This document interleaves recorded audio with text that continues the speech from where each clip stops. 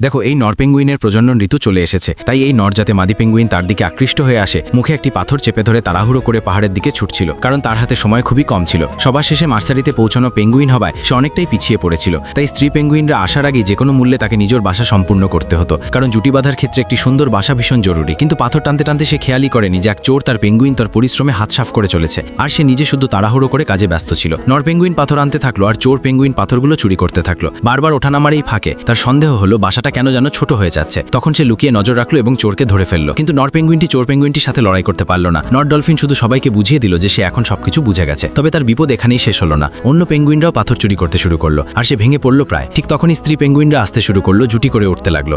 নর পেঙ্গুইনটি গান গাইলো, কিন্তু তাতে কারো কোনো ভ্রুক্ষেপ হলো না। এক স্ত্রী পেঙ্গুইন এসেও বাসা দেখে ফিরে গেল। সে ভীষণ হতাশ হয়ে পড়লো। ঠিক সেই সময় একেবারে সাধারণ এক স্ত্রী পেঙ্গুইন তার দিকে এগিয়ে এলো। দুজন একে অপরের দিকে তাকিয়ে যেন হৃদয় দিয়ে বসলো। গলা নাড়িয়ে তারা সম্পর্ক স্থির করলো, আর এখন তারা একসঙ্গে তাদের নতুন প্রজন্মের প্রস্তুতি নিতে চলেছে। এই দুটি কিউট পেঙ্গুইনের জন্য লাইক করো।